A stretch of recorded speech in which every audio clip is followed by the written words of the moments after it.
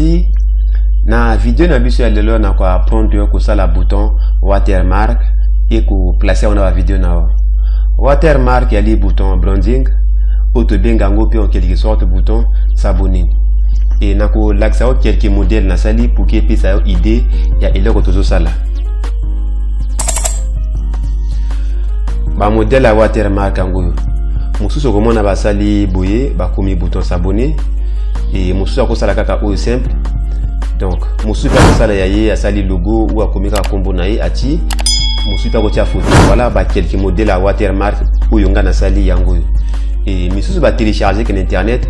ko sala choix ya modèle olingi pour que tia menga na préféré que na sala yanga moko ngamo na sala na Photoshop pour que na sala ya guna ngai. Donc na ko apprendre le ko sala bouton watermark na Photoshop. Et qu'on s'inquiète parce que parfois dans Photoshop, ce que vous avez déjà installé, c'est bon. Mais ce que vous avez côté, on a un lien à télécharger dans la description pour que vous téléchargez Photoshop. Et on a un lien à vidéo et quoi apprendre comment installer Photoshop.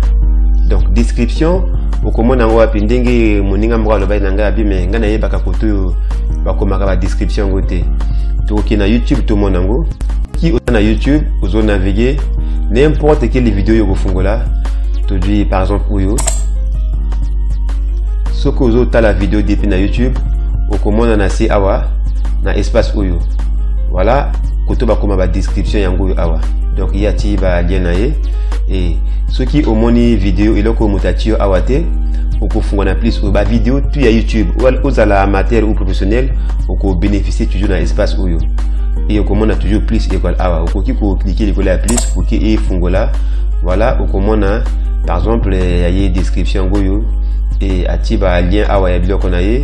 voir sur ngo s'abonner na chaîne na ye ou à cette publicité nango lien goyo ba donc lien tout du maka en blindé tout monde awa ou tout monde o ezali ba tag na ko sala un jour vidéo ya ba tag pour na ba youtubeur c'est bon tout jonga na travail na biso ya Photoshop. Et après avoir installé Photoshop, on peut bénéficier d'un bouton ou d'un bureau. Donc, à nouveau, ce que nous avons fait, c'est télécharger la vidéo et apprendre comment installer. Ce que c'est le bouton et afficher dans l'écran. Et pour n'importe quelle version, et qu'on peut au travail. Et rapidement passer dans le travail parce que dans la fin, on peut placer dans YouTube, la vidéo tout le monde a fonctionné. Donc, pour nous faire la Photoshop, il sont sur la deux fois clic gauche à souris, du coller à Photoshop. Et tout le monde Photoshop et s'est lancé. Où il y a Photoshop CC 2015. Et pendant que ça, le bouton watermark, et là que c'est vraiment important, ils allaient où il y a la dimension il y a espace où YouTube appelle ça rabiso. Pendant le bouton watermark. Ce que il y a donc au ça la watermark à base il y a la dimension et c'est bon tout démarrer tout une partie fichier au ça nouveau et à tout moni fongoli sur boîte oyo et la boîte oyo yangé commis papier format international A4 donc A8 en millimètres parfois chez koki kozala na centimètre ou en pixel na yebité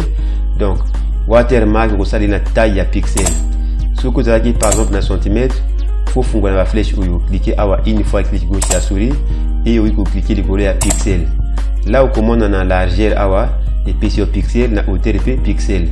et tout sélectionner la largeur tu commis 98 pixels c'est bon et na hauteur et puis tu commis 98 pixels et na résolution awa tu peux sélectionner tu commis 118,11 c'est bon pixel par pouce donc au pixel à pixel par pouce na résolution et la couleur à fois na RGB c'est bon pour que là qu'on ait fonctionné bien RGB et 8 bits et awa faut tiango na transparent fungo na flèche oyo oui ko cliquer le couleur transparent c'est bon une fois que mon awa tout ça là on tenga na sali yanga awa là ko ko sala maintenant OK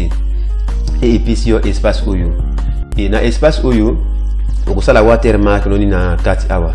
otia logo ou comme combo ou ça là bouton ya watermark wana pour ça là on a espace oyo Photoshop et PC yo c'est bon et ngana za ko zoomer ngo boye na tourner molette de défilement les ali boutons ils en a milieu à souris na yo ou to benga roulette Donc ce qui est pour lingo activer comme à zoomer ou dézoomer, essentiel il y a la partie édition et où il y a préférence après que cliquer de la outil. Au comment on a le cas par exemple yanga awa na coché zoom avec molette de défilement. Ni na comme ko zoomer ou ko dézoomer parce qu'il y a un coché. Donc ce qui a qui décoché la molette wana ko zoomer té. Donc to coché et tout ça dit OK pour qu'il y ait pas ko zoomer. Tu vois là na zoomer et na dézoomer sans problème. Et tout ça là maintenant watermark na carte tout ça là il y a logo, il y a YouTube wana. Donc na place oyo okoya na partie ba outil du coup par exemple oyo pour ça la logo wana. Ce qui est là qui oyo pendant ko do ya rectangle ou ça la clic droit oui ko par exemple oyo rectangle oyo et oyo na fait et ko django ko tala awa fond ou lingo tia quelle couleur et puis contour quelle couleur. En tout cas ça la choix ndengo lingi mais on a préféré fond na ngeza la rouge et contour puis la kaka rouge. Ce qui na c'est place na ko fungula awa ça les clic gauche ya souris de couleur rouge à côté à fond et na poni par exemple bleu et na ti contour nanga par exemple noir ou pembe ce qui na lingi. Là elle na ko tracer na komona que non et là qu'on a ngeza ya bleu et puis contour nango ezali pembe. C'est bon, na sali contrôle Z na clavier pour qu'il na annulé. Donc, na maintenir touche contrôle et na appuyer le cola Z. Où est un message qui fait un côté. C'est bon. Tout y ko sélectionner tout ça les rouge. Donc na fongu du cola bleu, na cliquer na espace à rouge ouyo. Na yipé na contour na toucher en go, na yiko cliquer le cola rouge, c'est bon. Après avoir que ça la ndengwana na sali entrer na clavier et na moni na se débarrasser na tableau wana et na ina espace nanga oyo na cliquer quelque part na tracer. C'est bon, na moni depuis 5 mois rectangle moko awa et ce qui va angle oyo c'est pélicioté ou ko casser encore ango ou ko monter encore ango et bien que ça la boye et ko bimiso boîte oyo ce qui est limité donc ils en a 4 awa ou cliquer awa diko na une fois clic gauche à souris de coller à propriété et pour bimiso tableau ango ou ko encore cliquer pour qui au marquer ango et to lingi to sala qui va angle auto moni a télé montre cassé na bimiso encore ango mandambo na ko pona na ba angle pona mona 4 oyo na poni moko ezana 10 et na memi ango vers gauche na moni ina 6 na lâché na moni bon boy ça va quand même pona ngai. Maintenant na lingi na sala encore bouton ya milieu wana ce qui taille ou c'est pélicioté ou qui ko agrandir ou ko réduire encore essentiel il y a un bouton oyo outil de déplacement ou cliquer l'icône une fois cliquer gauche à souris et ko permettre au yaka awa au moni flèche directionnée haut et bas pour maintenir clic gauche à souris au sundi au comment on a que là qu'on est moqué ou ko kiko mata pour qui est comme on est voilà ngana sepeli na watermark ya taille oyo donc vous allez libre na ba milieu au tout au bendango koni comme on est ou réduire ndenge yo olingi voilà ngana lingi za la boy et une fois que c'est bon là il faut ça là il faut cliquer sur le bouton oyo pour pour valider. OK c'est bon et na lingi na ça là maintenant moi et là qu'il y a triangle ya na carte wana ya pembe na ina même place awa et cette fois-ci na sali clic gauche ya souris du colo ya bouton oyo et na ina C awa na iko jwa bouton ona moni ya C na cliquer liko na ye na moni abimisi ngai triangle oyo awa et na couleur ya pembe et parfait go triangle oyo te ce qui est mi boité ko za la paniquer essentiel au cliquer liko ya flèche oyo au fungoli yango au comment na bloc ibele go bima awa ce qui a yo mi ibele boité donc na activer ngo te pour ko activer ngo o ya na partie ya engrenage oyo au cliquer une fois clic gauche à souris et oui ko cliquer likolo ya tout awa ce qui par exemple na animaux au comment na kene ko bimaka ba nyama et vous allez moquer et ce qui par exemple na ba flèche au comment na kene ko bisa flèche kandambo et ce qui au monde là ko yozana besoin na mona 4 awa ça va mais ngana linga na koshango tout pour que na bénéficier na ko to même moment et na yiko jwa oyo na cliquer likolo nango c'est bon. Et après avoir sélectionné et là qu'on a vous allez entrer dans le clavier pour qu'il se débarrasse de la boîte wana et au moni b yango affiché awa et na télé mis couleur là qu'on a rouge oyo na maintenir le clic gauche à souris quelque part et na glisser na moni zo pesanga triangle et na lâcher na moni triangle nga pe affiché awa mais na moni yango bien parce que ils en a rouge ce qui na tali na ba calque na komona yango awa mais sauf que ezali na rouge et nga nazana besoin za la pembe donc na koya na même place na cliquer awa et na tiango na pembe fond et na cliquer likolo ya contour na ti contour pe na pembe et c'est bon na sali on na clavier pour que na se débarrasser na tableau wana et na outil à déplacement na koki ko django et na ina tiremi likolo ya triangle nanga oyo c'est bon na maintenir le clic gauche à souris pour que na déplacer on besoin moni sala awa pour na bouger yango et ce qui na lâché na komona abimisi ngai ba coin moko awa et na kopona coin moko na tiremi na moni flèche na ngai du forme ya courbe et na iko maintenir na clavier bouton shift et ali bouton ezali likolo ya contrôle voilà yango wana na maintenir na appuyer na lâcher et na iko appuyer na souris clic gauche à souris mais faut na mona bien dans na forme ya courbe oui donc na maintenir shift na clavier et na appuyer p bouton gauche ya souris na ngai et na tourner voilà na moni et comme na angle ou calé faut tourner vraiment malembe c'est bon na lâcher souris et na lâcher shift et na iko finir likolo ya bouton oyo c'est bon là na moni na sali flèche na ngai mais exam monene na koki ko maintenir awa pour que na diminuer ou na agrandir ce que na lingi c'est bon et pour na ngai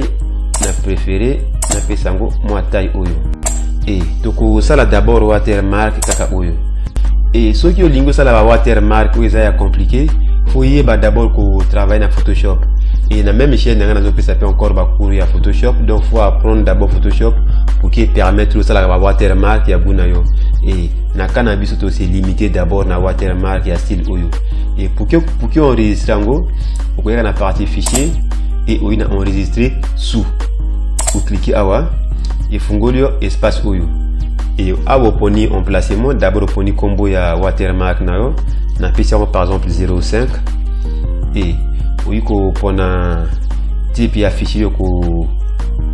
enregistrer document na yo vous cliquez sur la flèche oyo et oiko tiango en PNG vraiment ko bossa na tiango awa na partie PNG vous cliquez au moni au PC combo équipé combo ni combo européen ça ils en a problème té mais sauf que na fichier awa na format faut ils en PNG après il faut prendre un placement par exemple il y a kananga na tiango na bureau et na sali enregistrer na cliquer na moni misinga boîte oyo na effacer ba message connexion oyo c'est bon merci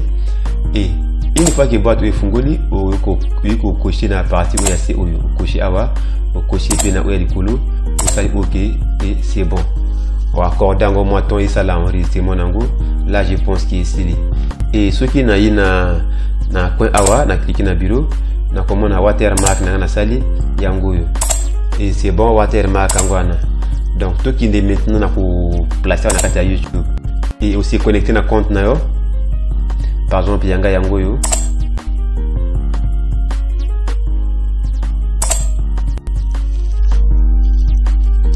et awa na se connecter na compte na ngai ezali chaîne na cliquer pour na ko sala ba entraînement na nango c'est bon et tout le monde a maintenant watermark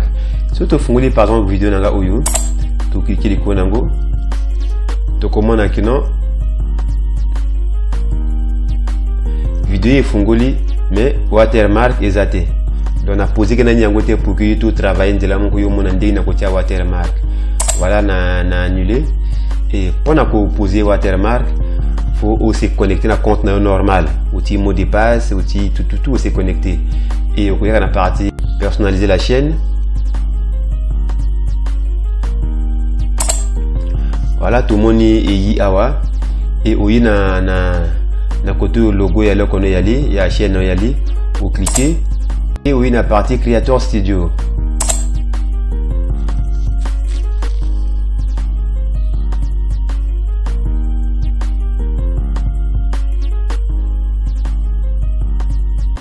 voilà une fois dans Creator Studio